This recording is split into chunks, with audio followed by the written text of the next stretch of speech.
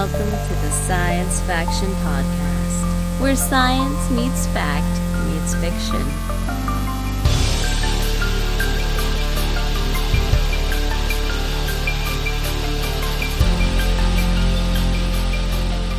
This is Science Faction for the week of April 22nd, 2025.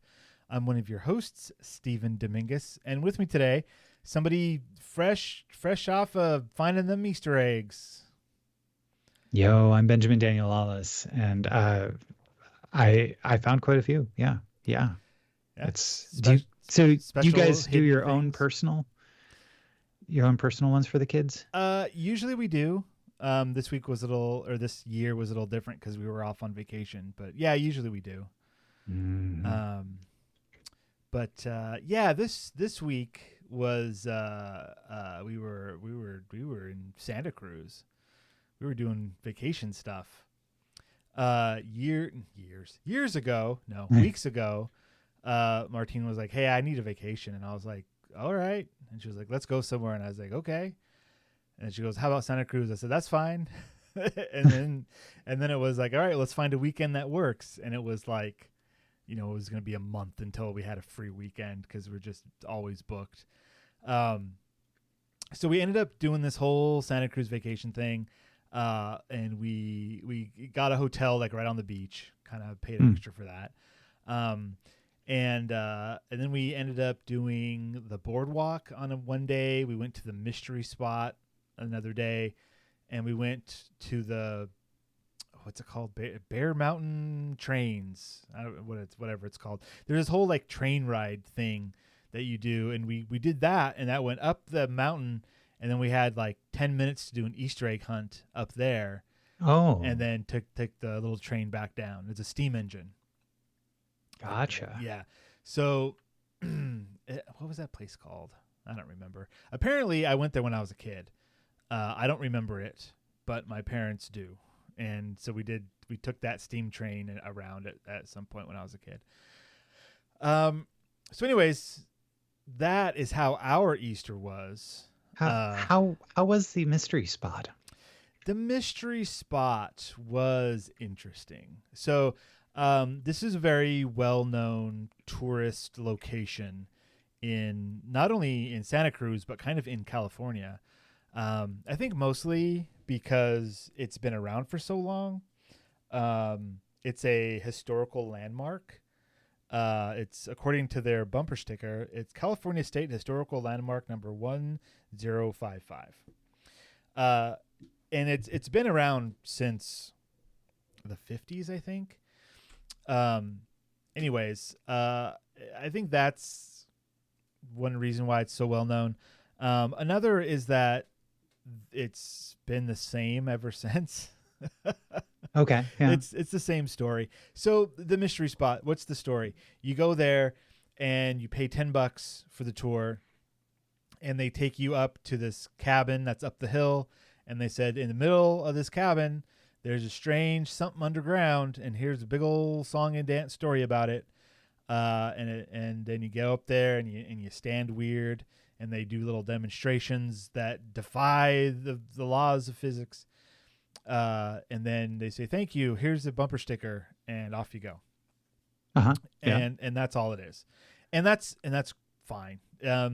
As a way to spend $10 and do a thing, it was fine. Okay. It, to me, somebody, a skeptic, somebody who doesn't believe in magic, if you will, immediately was able to point out like, oh, this is what they're doing. Number one, they have a whole song and dance speech to like get you in the magical mindset of like, right. Here's the guy, and he bought the thing, and then he built the cabin. And they said, "Don't build that cabin," and then he built the cabin anyway, and then it slid down the mountain, and that's where it is now. And there's this big hill we have to go up, and it's you're gonna find it's real hard to go up this hill because there's the mystery spots trying to push you away, and like they prime you with this information before you go up there. And so going up this hill is like, man, this is hard going up this hill because, spoilers, it's a steep hill that you have to walk up. It's just a real steep hill. And then they put that in your mind beforehand that it's because of the mystery spot that it's pushing you back. No, it's a real steep hill. The other thing is that you can't see the horizon, which is great because of the forest around you, and because when you get close to the little cabin that you go into, and it's very small, it's like 2 rooms. When you get up there, it's like fenced in, and from the outside, the fence looks wacky and crazy. From the inside, the fence kind of looks normal. That's kind of telling what the fence is doing to you.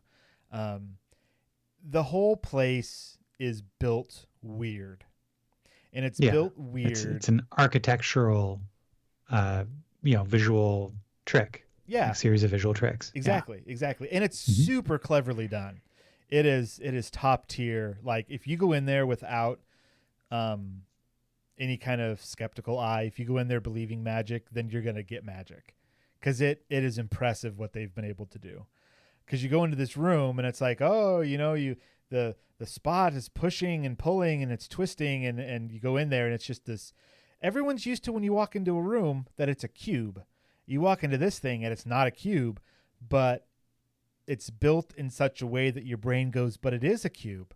Like it's very clever in that way. Not being able to see the horizon is definitely like the number one thing, because that's what orients you, right? That's what tells you which way is up and which way is down. You see the horizon. Can't see it. So as soon as you get up there, you're leaning weird because the ground looks flat. The way the building is, like the fencing and everything, like, oh, this is all built so that because we're standing on flat ground. Ground's not flat, right? But all of your visual cues tell you that it is, except everyone's standing like leaning to one side because that's how balance works. Right. So anyways, it's 2 rooms full of that kind of stuff, which was fine. It is what it is. I find it interesting that you're bringing in like skeptical sort of like mindset for this, because it's like this is not like the National Scientific Research Laboratory of the mystery spot. Like this isn't the CERN laboratory. This is like Disneyland. Like you've never been to Batu, right? Like you shut your mouth. Don't you ruin that for me. How dare you? If you're talking about magic, like it's just like, it's and mind you, I haven't been to the Santa Cruz mystery spot, but I have been to another one that was called Cosmos out in South Dakota, and it's the same thing. And it's I guess I'm not so concerned because you do have a skeptical mind, but how did the children react? Okay, so our 6-year-old was scared because of all the stories that were being told. Yeah. Our 10-year-old, she was a little bit more like she was trying to figure it out, but lacked the experience, like the perspective. Yeah. And so afterwards, she was like, she had some questions, and I ended up finding a video on.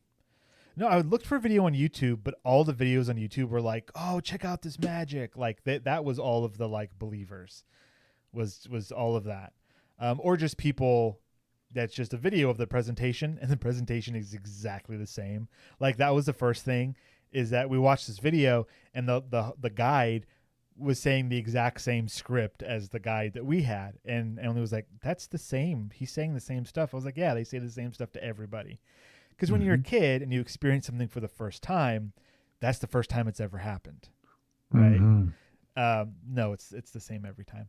And then I mean, like it's an interesting thing because like it gives you this feeling that everywhere around you there's the potential for magic things to be, like that it doesn't need to be like in a big area. It can be out in the middle of nowhere and you can find magic, and it's all just a matter, but like what's really teaching you is, hey, it's just a matter of perspective, and it's a matter of like trying to deal with visual tricks, which is so I have an issue with like magic in general because it's not real, right? Okay. There's other kinds of magic. There's there's like wonder and amusement and fantasy. Like there's stuff out there that's awesome and cool. So the way I directed it towards my 10-year-old wasn't, this is a bunch of charlatans trying to steal your money. It was like, look how cool they built this building to fool our senses. Yeah. Because that is cool. You get in there and it's like, wow, I've never been in a room like this before. This is really interesting, the way that they've done this. And so I ended up finding a web page, and I don't remember what it was. There was a ton of them where it was like, showed diagrams of like, this is how the building was built. It's at a 20-degree angle, and because of that, it fools your senses. And so I showed her those kinds of things. She was like, oh, that is cool. I was like, yeah, that is pretty darn cool. It's cool for a different reason. It isn't cool because they said maybe a UFO crashed here thousands of years ago. And, that's one of the things they said at the end. It's not cool because of that. It's cool because of the way they fool you.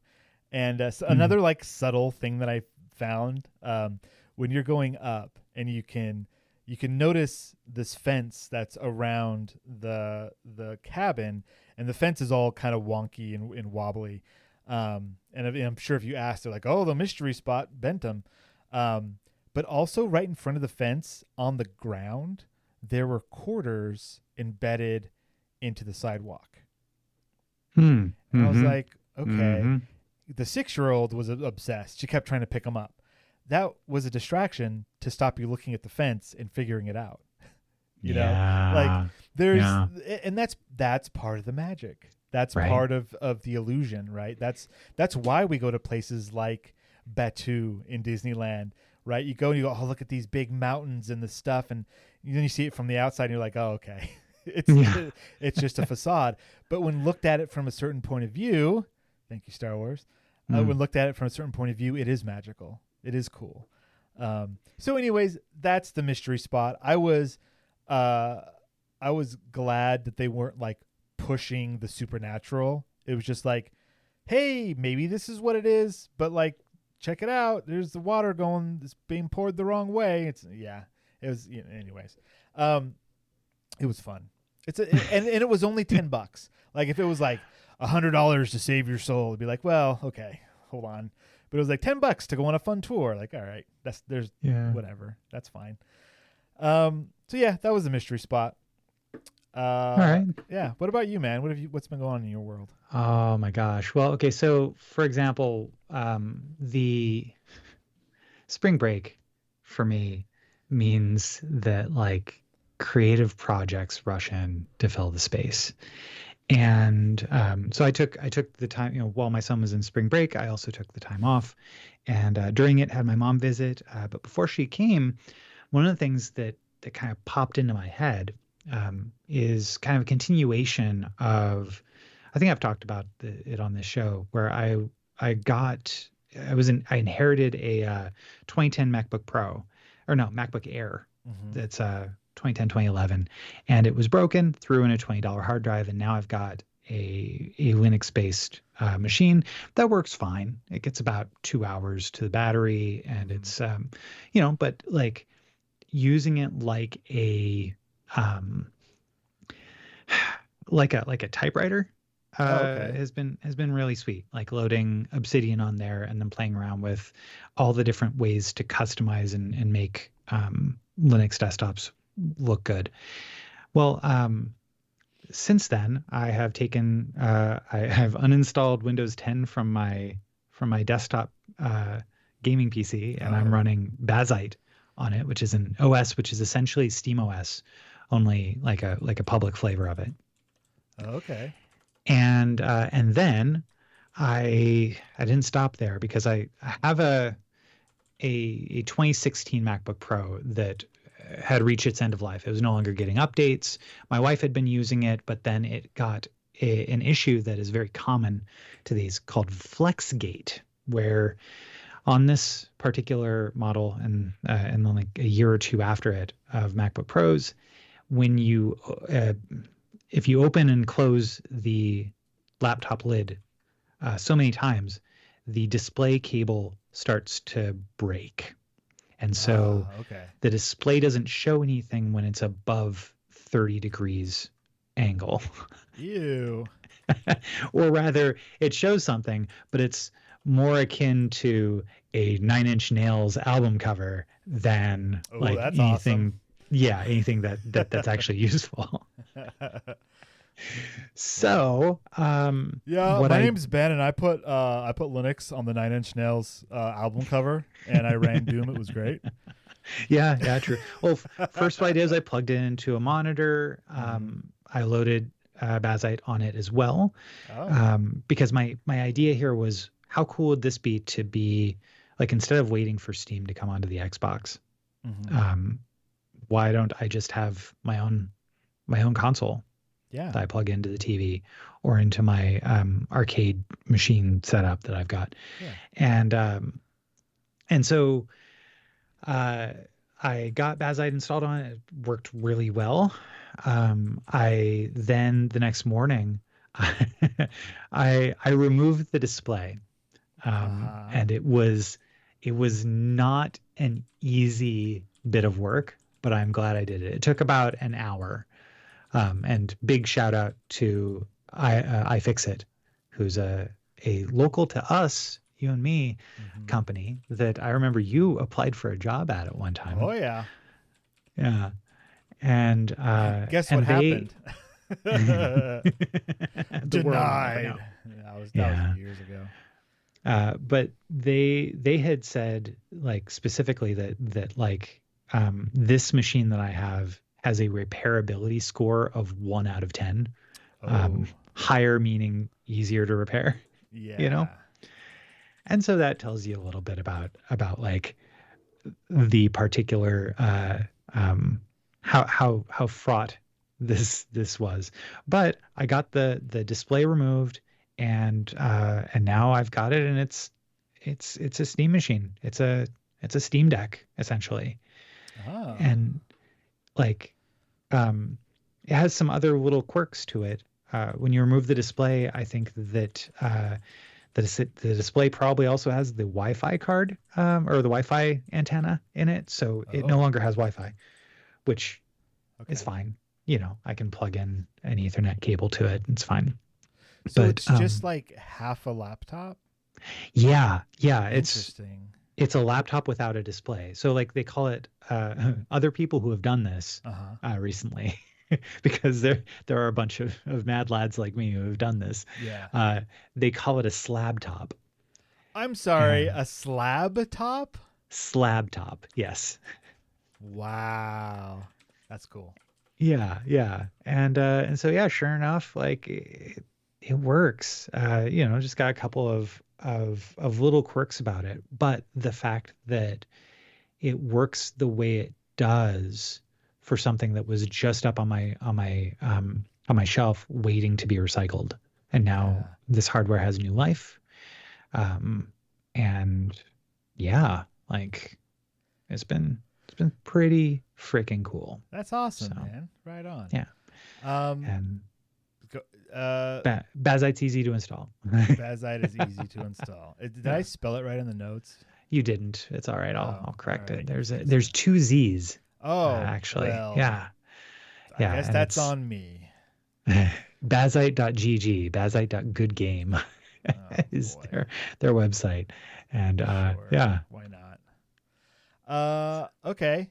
You also did me a huge favor. We'll end on this bit before we get to our future now. You took care of the Dominguez farm while we were away for several days.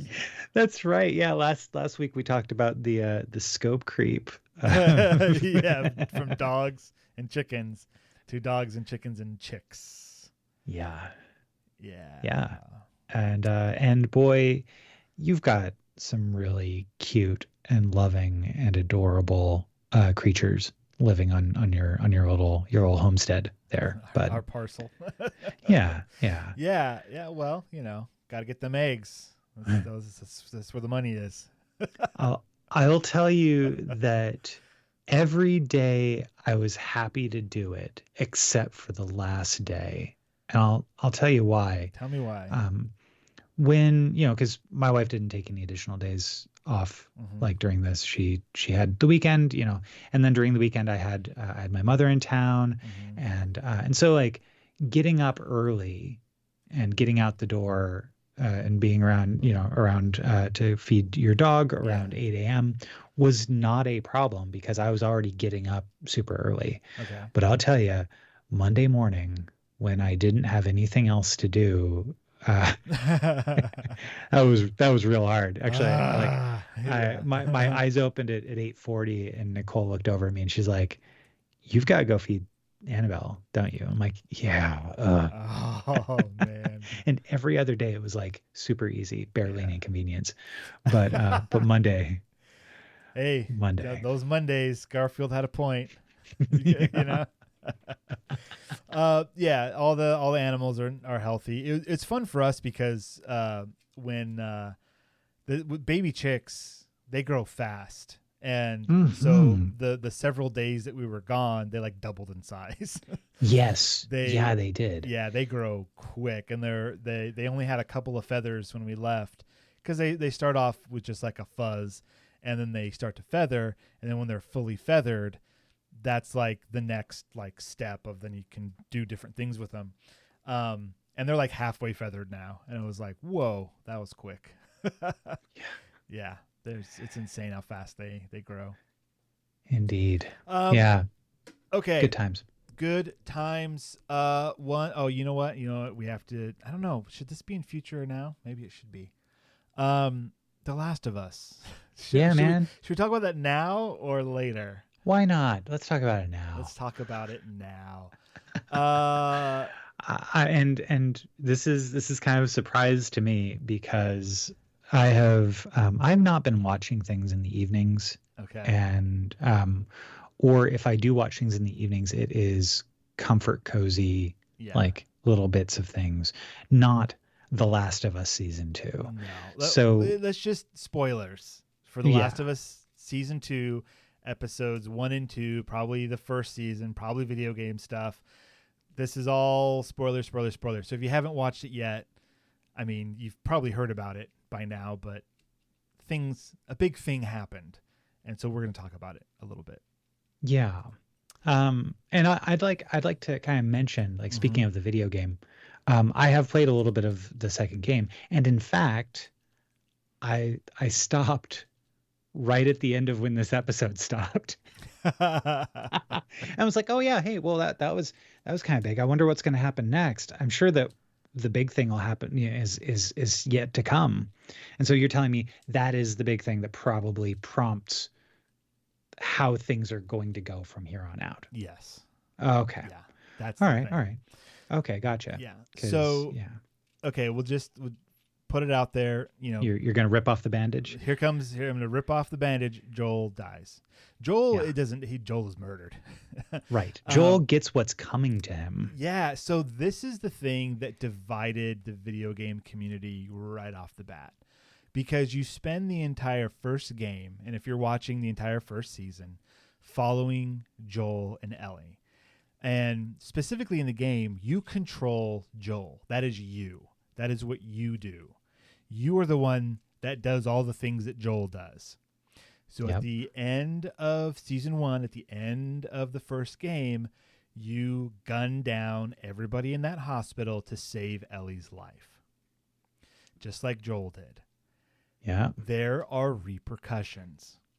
And what's interesting about the way it's presented in the show versus the video game is in the video game, you don't know Abby's story.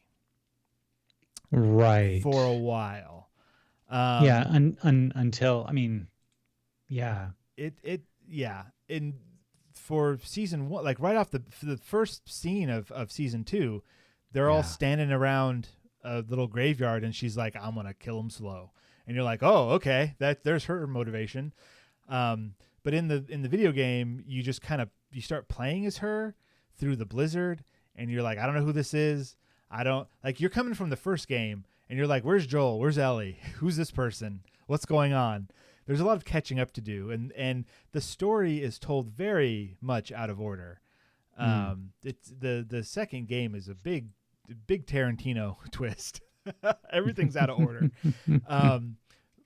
And the way things are revealed is very interesting.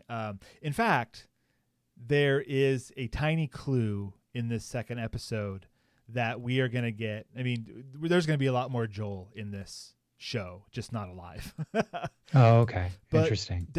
So in the first episode, Joel goes to see Ellie and he sees this guitar tossed off to the side, covered in dust, and he's like, "Oh, I'll find some new strings for it," and runs off. Yeah, and it has a firefly symbol on it.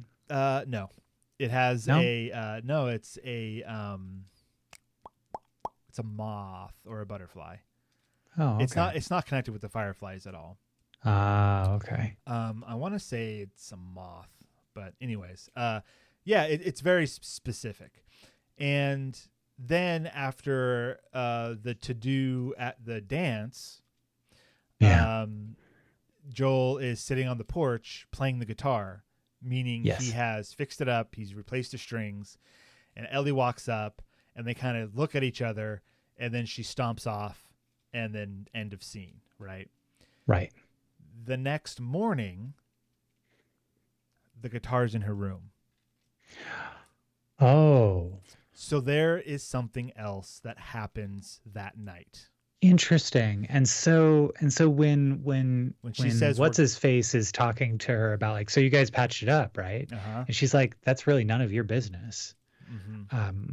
There is a potential that there was a scene there that interesting. And in the game, you don't get that scene until the very end of the game. Wow. So it's kind of like they have a chat and they set some things straight with each other, if you will. Yeah. And then they never see each other again. So like that is the catharsis, like for their relationship, is they wait until the end of the story to give that to you.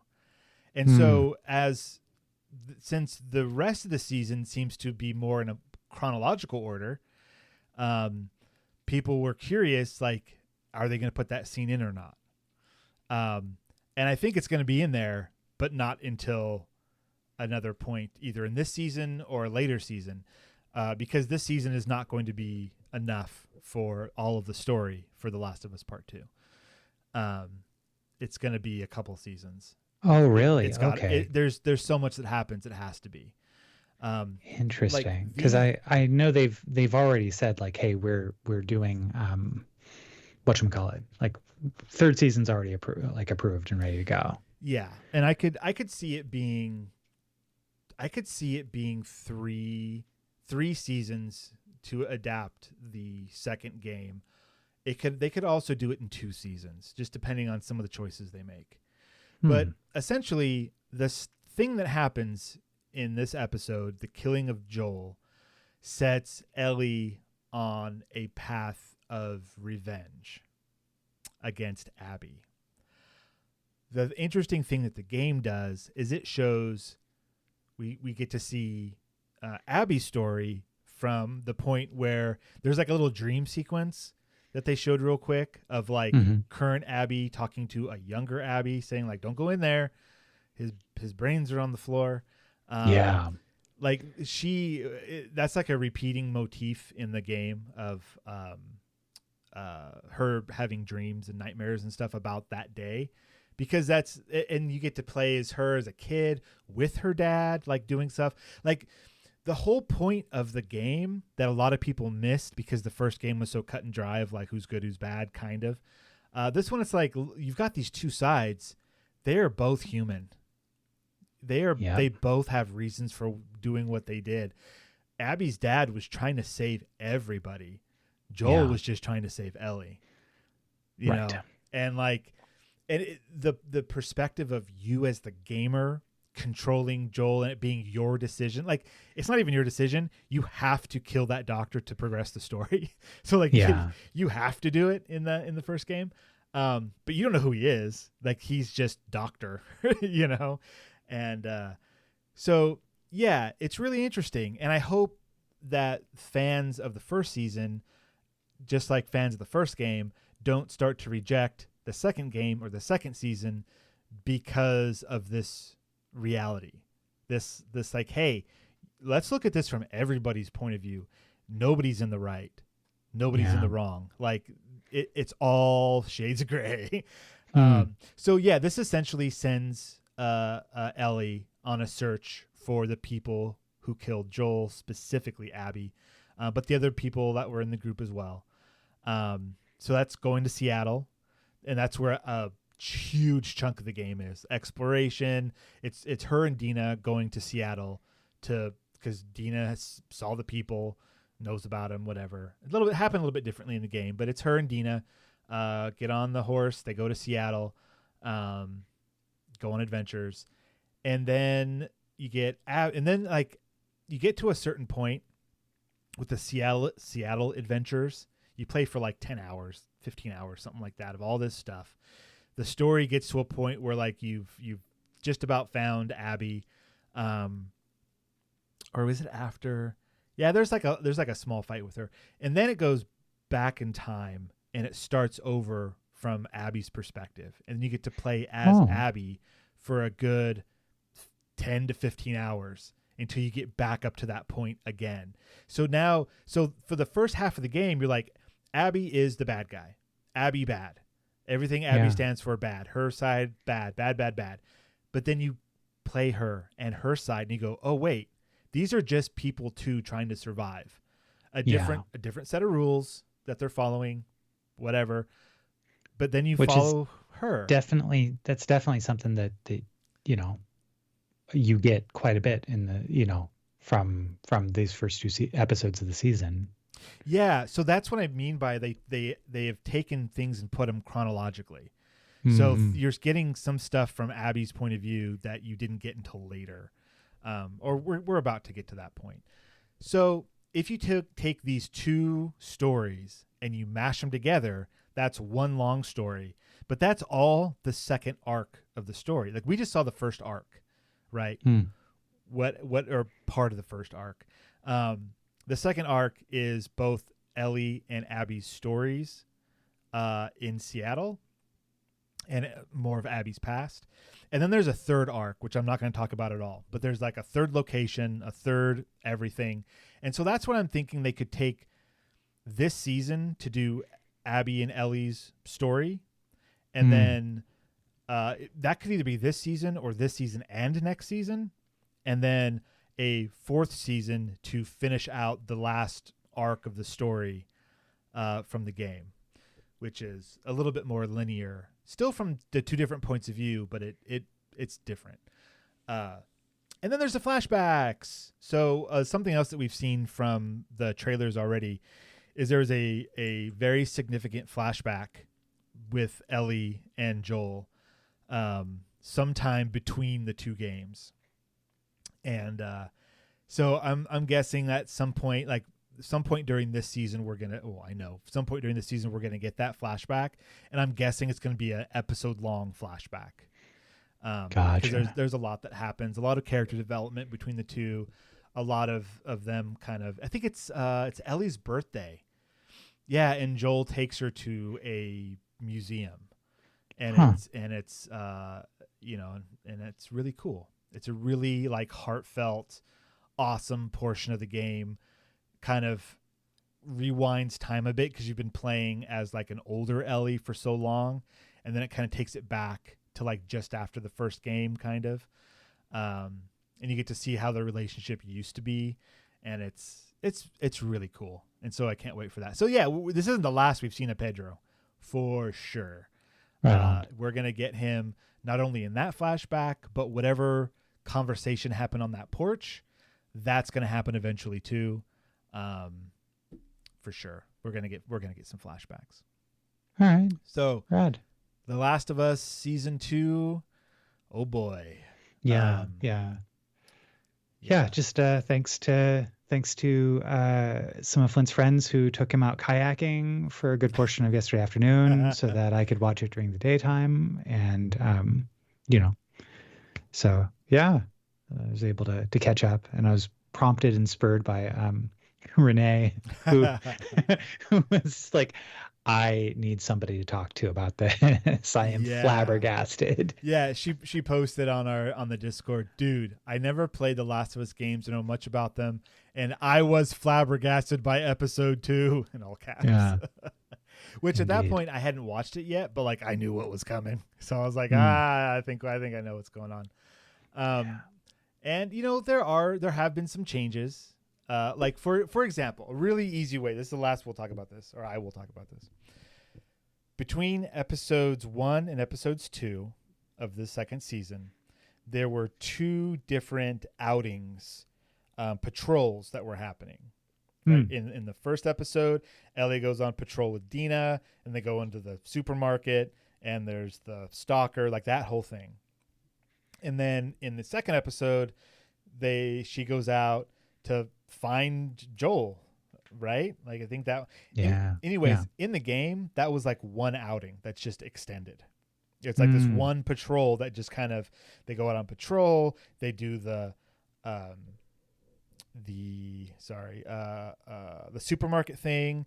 They find it's actually a library that was where the guy was growing all that pot, right. Which is a very like side thing in the game, and it looks like they're making it more of a big deal in the show.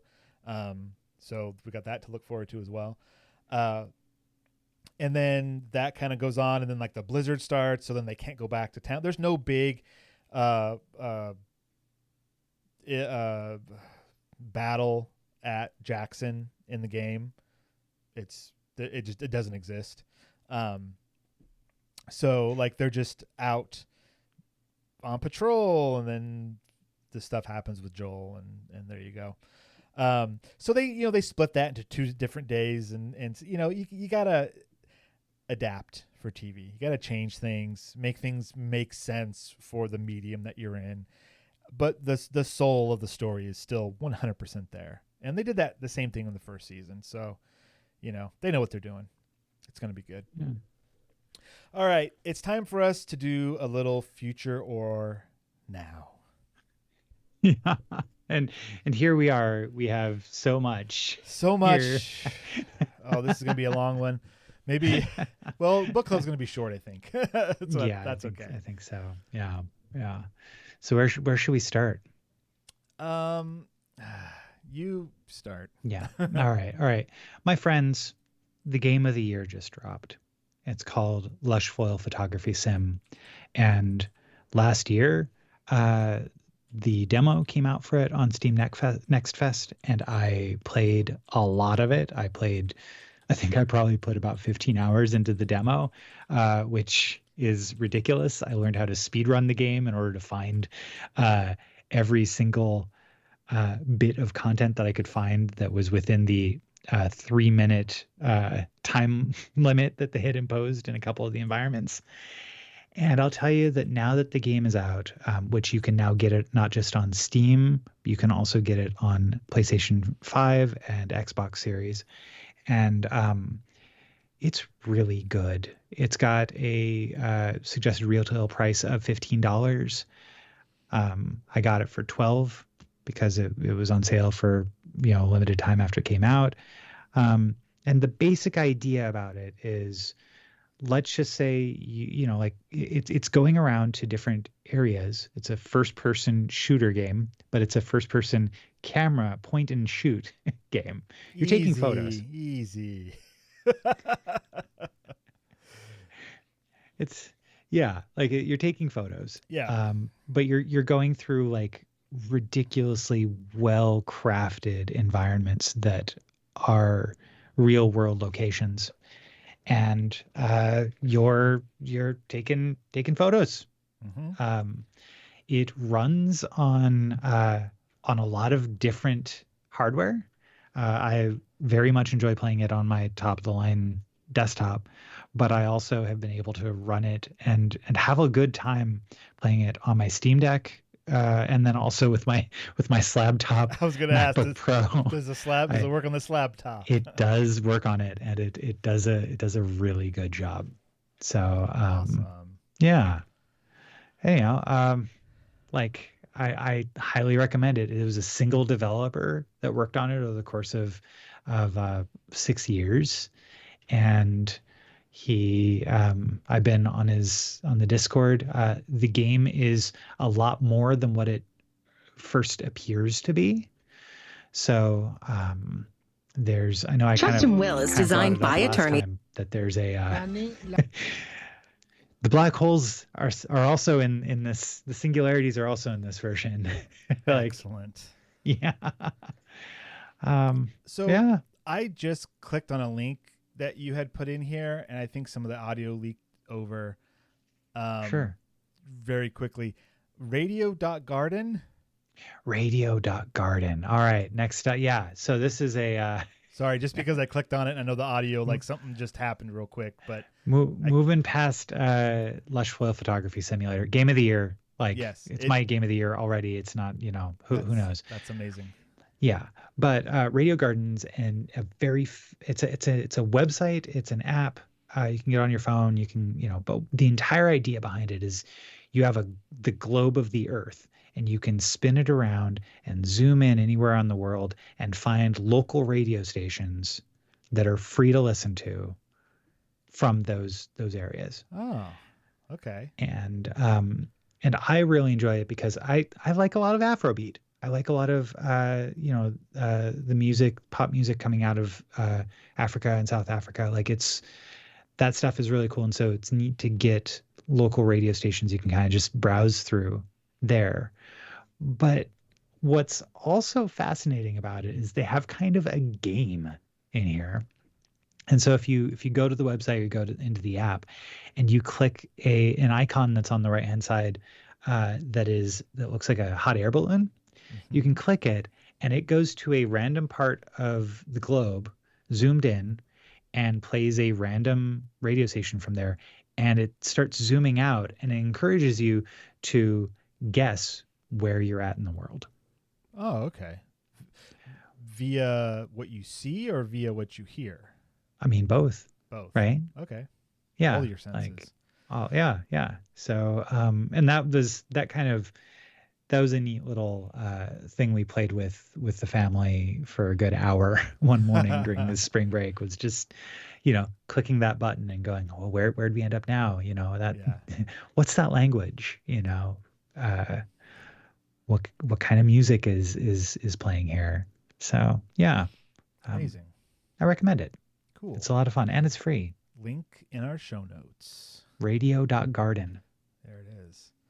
All right, Your turn. I'm gonna talk about a couple things here. I'm gonna rapid fire these. But first, we never said where Devon is. He's in Barcelona. Yeah. Yeah, poor guy. That's all we know. That's all he's told us. That was part of the his sister-in-law's wedding honeymoon that he and his wife are going on as well in Barcelona. It's that's their vacation. Good for them. That's why he's not here today. If he had gone to a different location, perhaps Japan, he could have been part of the Star Wars celebration. Yay! Segue. That's a good one. Thank you. Nice. Yeah, so Celebration happened. It was in Japan this year, which means that like the news was at weird times. Like all of a sudden, like here's some information. You're like, it's 9:00 at night. What's going on? But I've collected bits of it, and I'm about to present them to you now. First of all, okay, The Mandalorian and Grogu. They showed a little trailer for that. It looks like The Mandalorian and Grogu. What's her name? Ripley from Aliens. Sigourney Weaver. She's in it as well. Oh, okay. It looks like she is either part of the Republic or part of the Resistance or something, and she's working with Din Djarin for reasons. There was also a scene that showed Zeb, which we saw quickly. Mando season, or was it Ahsoka? No, it wasn't Ahsoka. I think he was in Ahsoka, but no, wait. No. Was it in Book of Boba Fett? Zeb? I don't remember. All right, whatever. But we've seen Zeb recently. Now he's coming back. Let's go. He's coming back. He's going to be so. The Mandalorian and Grogu is a movie, so that's coming to the big screen. which is interesting because it's like, do you have to have seen the show to understand? Are they just going to assume that anyone who's going to go watch that knows who Grogu is and what, like, it's just kind of an interesting thing that they're deciding to put it on the big screen. But that's happening. There's release dates. I don't have them in front of me, but so this is a theatrical release. Is a theatrical release. Yes. All right. Yeah. I don't know for how long. It's been a while since a Star Wars has been on the old big screen, so maybe this is their first attempt. I mean, we had the Solo movie, we had Rogue One. They're not part of the main thing, but then after that, no more movies came out. That was it. It was so weird. And there was nothing after that. Nothing with a 7, 8, or a 9 in it at all. No, I'm not that kind of person. I'm thankful for some of the things that the sequel trilogy did. So was it The Rise of Skywalker? That was the last theatrical release, I'm pretty sure. So we haven't had anything since then. This week, actually, tonight, Andor season 2. Kicks off. The final season, because it goes right up to Rogue One. Speaking of Rogue One, so that starts tonight. There's going to be 3 time jumps, I believe. So it's going to be like 3 story arcs connecting from season 1 to Rogue One. We've got Ben Mendelsohn back as Director Krennic. We have Saw Gerrera. I forget the actor's name.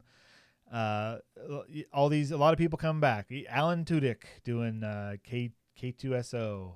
Nice. They're all coming back, or were there before, whatever. So yeah, that's looking great. Ahsoka season 2. Again, there's a date for it. I don't know what it is. The exciting part is that Dave Filoni says, "Hey, we let Jon Favreau play with all the toys in The Mandalorian and Grogu, and so we get some of those toys too." Zeb's going to be in Ahsoka season 2. Nice. We're going to have more Ezra in Ahsoka season 2.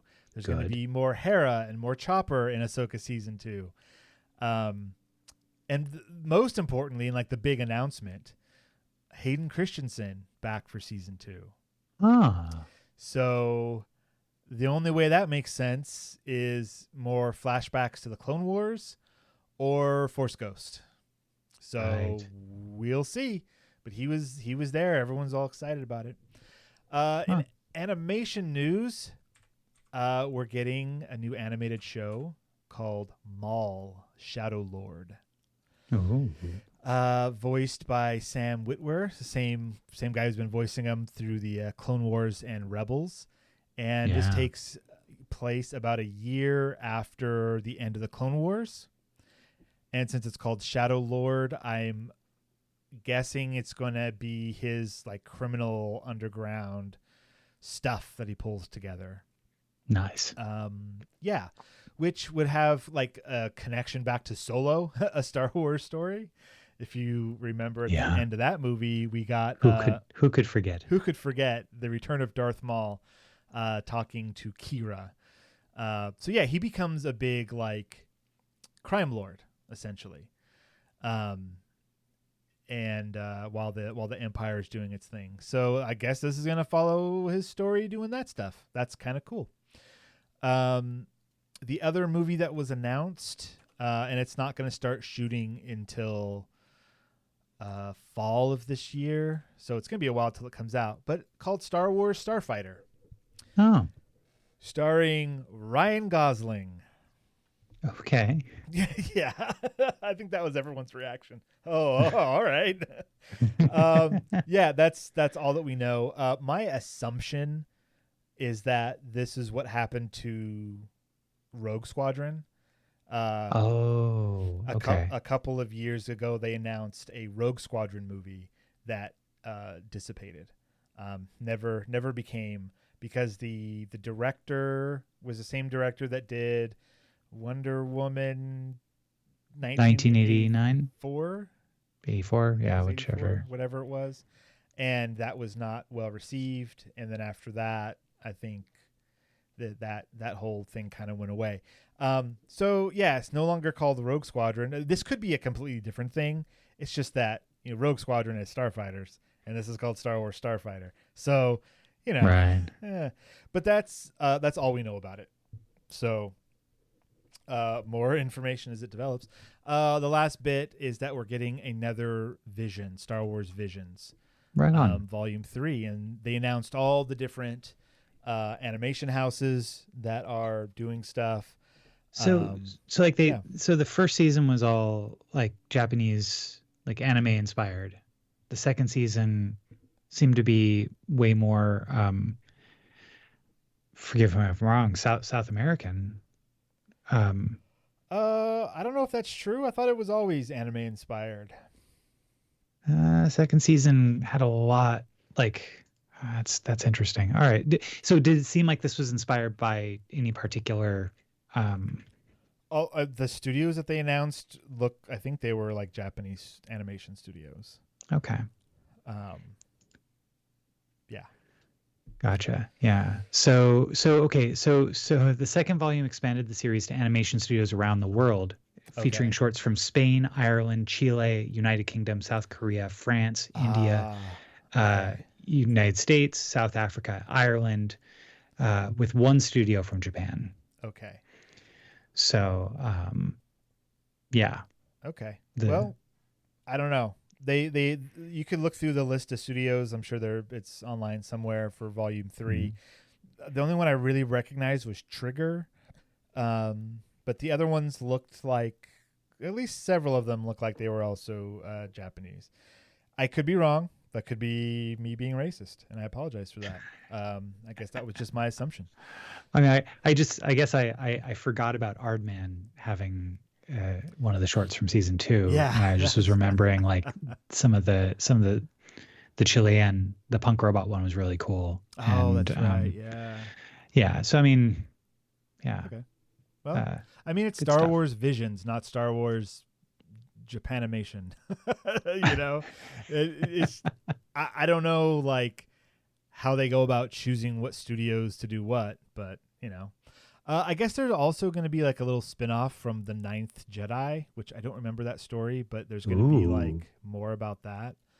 I don't remember which story that was though. That was in the first season. Okay. It was. Sorry, I'm scrolling through the Wikipedia. The Ninth Jedi was about many generations after the Jedi Order became almost extinct. Margrave Juro, ruler of the planet Hyazlan, invites 7 Jedi to his Ariel temple to receive lightsabers made with kyber crystals from his planet. That's right. Yeah. Okay. So good times. Yeah. So there's going to be like a mini series, it looks like, based on that. Separate from Visions. So and that's coming at some point as well. So that's all the celebration news. That's future and now. Well, but is it enough? It's it's a lot of. I mean, I guess that's all Star Wars. It's a lot of sequels and stuff, but that's all it is. That's all Star Wars after Star Wars. The Mandalorian and Grogu we knew about, but like seeing a little trailer for it was fun. Ahsoka season 2. I didn't know if that was announced that was like for sure happening or not, but it is. Oh, and Ray Stevenson was recast with I forget the actor's name, but it was the Mountain. Oh, from Game of Thrones. Yeah. Nice. Or wait, not the Mountain. Which one was it? Because there's the 2 brothers. One's like a lot bigger than the other one. It's a smaller one. Okay. The Hound. The Hound. Yeah. Yeah. The Hound, The actor that played the Hound, he's taking over that role. Right on. So we'll see how that goes. Yeah. All right. Cool. He's a decent actor, so let's do it. Yeah. I'd like to kind of last thing here for the now. Yes. Specifically, I've got an article here that lists 20 verification tools for combating misinformation, which is tremendously important as we are internet denizens of the year 2025. many of these there's some links to fact checking sites like Snopes and Google's Fact Check Explorer, as well as reverse image search engines, identity verification sites, and AI detections tools. So the entire idea here is this list is intended for journalists, but these resources are useful for anyone who wants to critically evaluate what you read or find online. Ooh, I like that. Arm yourself, because we've seen the absolute terrible things that can happen from misinformation, from having a world where we lead with our emotions and not with facts. Emotions and lies. Yeah, and opinions. Right. When opinions became more important than facts, we knew we had taken a wrong turn. Yeah. So, arm yourself. You can do it, and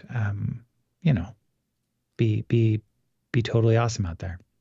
So if I go to Snopes and I type in mystery spot, what comes up? That's all right. I guess that's like internet hoaxes, though, right? Like, I guess so. Yeah. So like, if you said like, "Hey, does Batu exist?" Does Batu exist? No results. So right. Yes. No, the basic idea here is Snopes is all about rumors from like that you may read online and whether or not they're true. Okay. So one of them here from Snopes, unpacking claims Jeff Bezos opening the Blue Origin capsule hatch was staged. Let's see. Following the April 14th, 2025 journey of a private space technology company's Blue Origin's New Shepard mission, NS-31, highly publicized and criticized 11-minute space flight with an all-female crew of celebrities and scientists, claims circulated online that part of the crew's return to Earth was staged for cameras.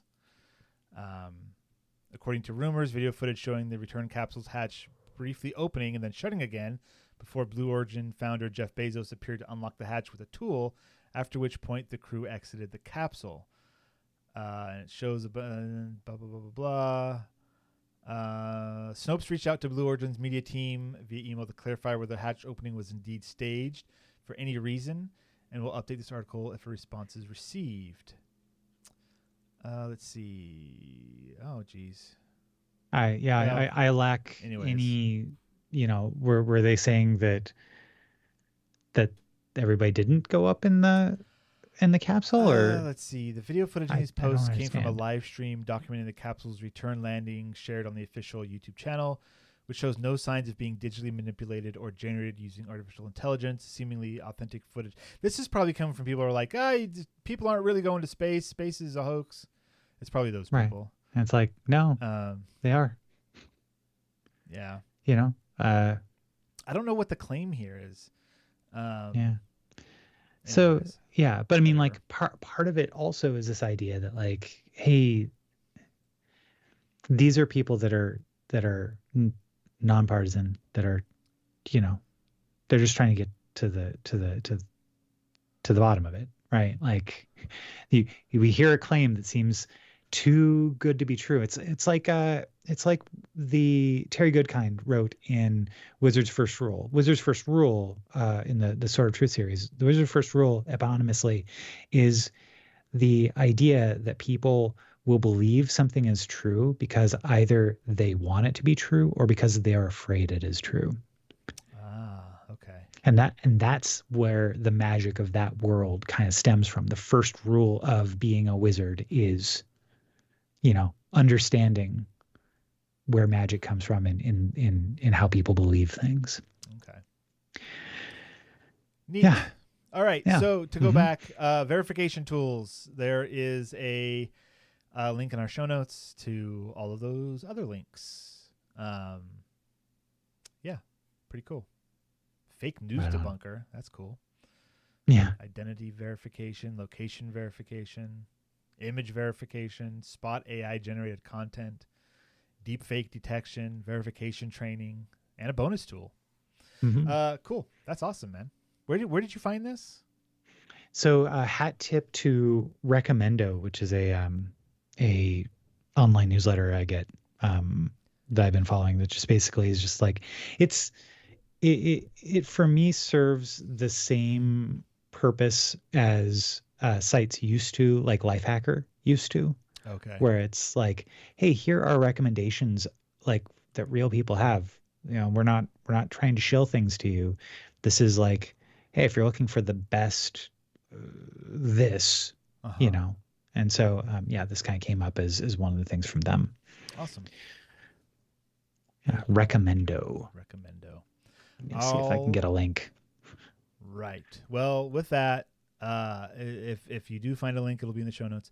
But we're going to take ourselves a little tiny itty bitty break. And when we come back, we are doing Book Club, Fragments of a Hologram Rose by William Gibson. So we're going to talk about that.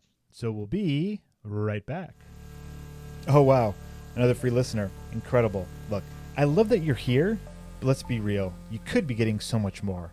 Bonus episodes, unfiltered takes, behind-the-scenes chaos. All you have to do is join our Patreon at patreon.com/sciencefactionpodcast. Or don't. But if you don't, just know that somewhere in a parallel universe, a better version of you already has. And we're back. Heyo. Hey. And a big thank you to our patrons, Renee and Josh. Thanks. Yeah, you guys are the best. And so here we are. We're at the part of the show where we tell you what we're going to do next week. Well, guess what? We're taking a week off from book club next week. No reading for us. Reading's for chumps. I don't know. It might be one of those things where I'll read, and I've kind of got this idea because I saw on archive.org that they have a lot of Omni magazines freely available there. Okay. So, which Omni was a long-running science and science fiction magazine periodical that came out, and I might find something in there. So that'd be cool. We'll see. But this week we have read Fragments of a Hologram Rose by William Gibson in his collection of short stories called Burning Chrome. Yes, indeed. And this is notable because why? Because this was one of his first short stories ever published. I'm looking. I had a window open, and now it's not there. The internet. To do what? Just, there was a window there which gave me information about William Gibson and publishing this story, and I was going to say words about it, and now I'm. Was really it just from Wikipedia or probably? Yeah. So he was paid $23 for this story. It appeared in Unearth magazine number 3 in June 1977, and it each issue retailed for $1. There you go. And so the reason why I was going to mention that is because you were talking about Omni, and a lot of these short stories from Burning Chrome were in Omni, like Burning Chrome, something called Dogfight, New Rose Hotel, Red Star Winter Orbit, Hinterlands, Johnny Mnemonic. Those were all in Omni. So, right on. All right. Yeah. But this one wasn't. Fragments of a Hologram Rose. So I listened to this very quickly right before we started recording because I completely forgot about it. I had all week. I had vacation. I watched a whole episode of The Last of Us on the ride home, and I didn't listen to this 15-minute audio. So you didn't get sick watching that on the ride home? No, I'm not a car sick person. Oh, I thought you were. No, that's my superpower. That's why Martine drives everywhere, because she does get car sick. And I don't. So that's why I'm the permanent passenger princess. Oh, look at you. Look at me. Okay. All right. So I'm gonna read through this little thing here. So let's see. This is William Gibson's first published story, and is about a SIM-STEM technology called Apparent Sensory Perception, ASP. Mm-hmm. The narrator, whose girlfriend Angela has just left him, finds 2 of her possessions in his room: a postcard with a hologram rose and an ASP key, tape. He shreds the postcard into 1,000 fragments and watches the tape, which has been erased except for a short sequence of Angela's holiday in Greece. Afterwards, he muses about what it was like before being able to record and play back the full range of sensory perception of another person. He compares people with the fragments of the hologram, since every fragment shows the whole image from a different angle. Yeah. Did you get that from reading the story? Yeah. Yeah, I think so. I mean, so I think it's important to mention what an ASP is. Okay. The apparent sensory perception. What is that? Yeah, which essentially it's a cassette tape that people record in order to share with others. It's like, hey, here I am doing this thing, and now you get to be me. It's kind of a virtual reality program where you relive someone's, stuff that they were doing. So, for example, the one right at the beginning is this yogi that with a 20/20 vision and an abnormally acute color sense. This boy that had been flown to Barbados for the sole purpose of taking a nap and his morning's exercise on a brilliant stretch of private beach. And so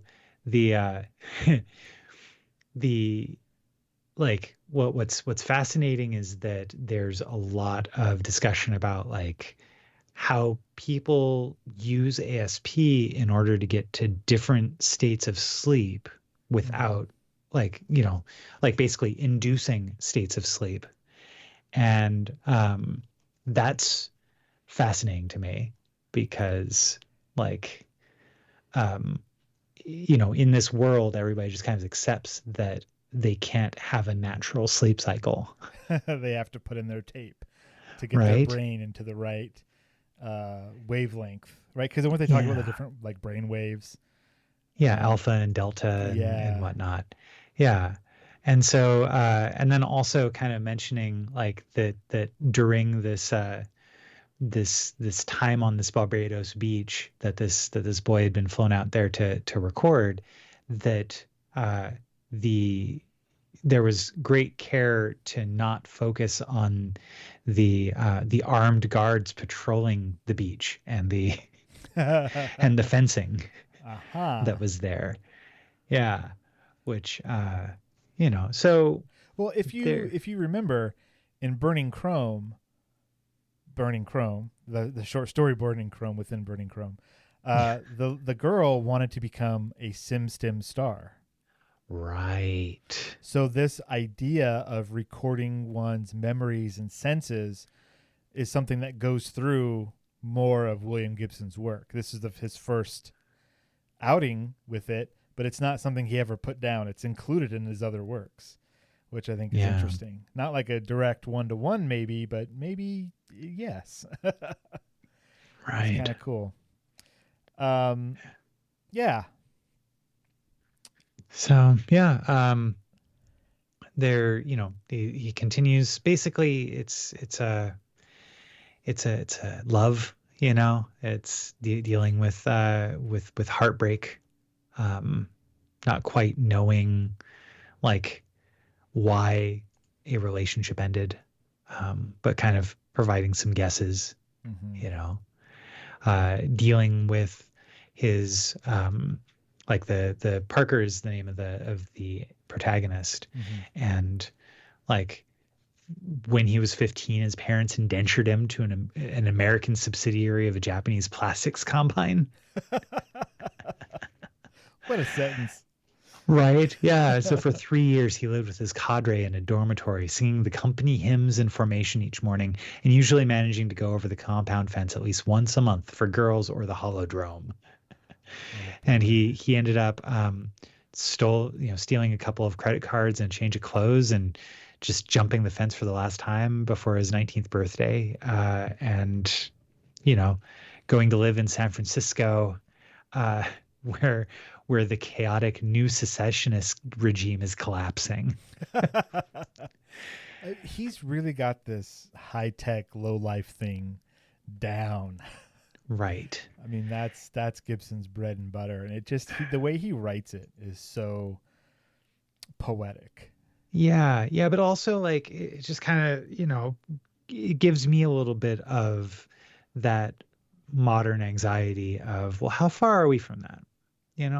From all of these things, that life is as fleeting and as changeable as any of these stories, right? Mm-hmm. Like, to think otherwise is kind of a delusion, a nice delusion, but a delusion nonetheless. Yeah, and so that was the basically it kind of ends with like going through an ASP that his ex-girlfriend left behind, of like a mostly erased tape, but what was left there was this instant of a European trip deserted in the gray sea, of wiped tape. And he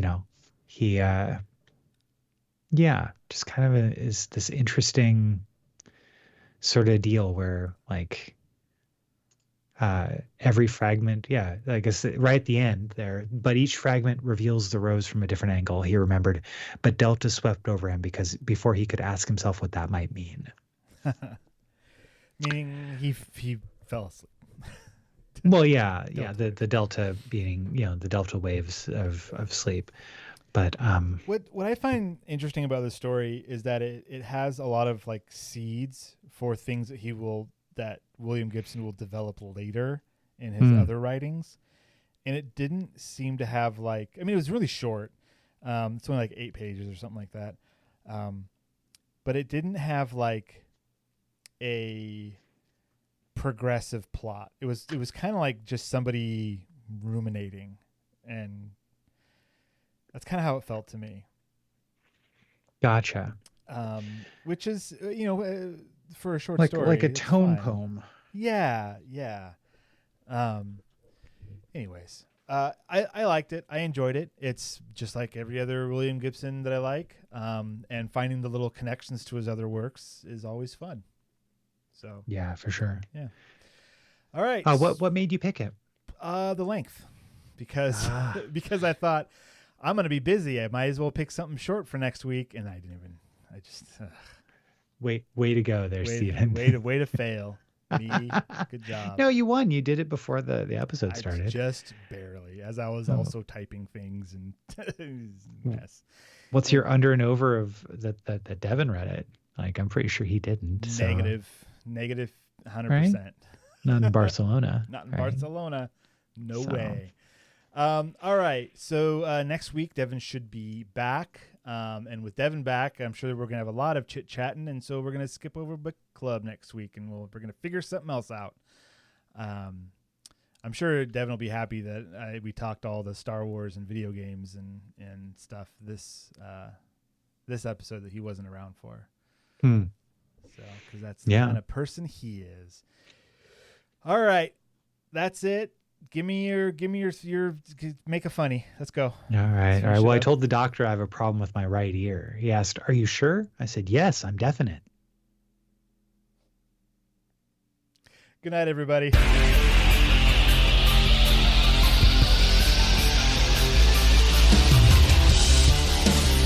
This has been the Science Faction Podcast.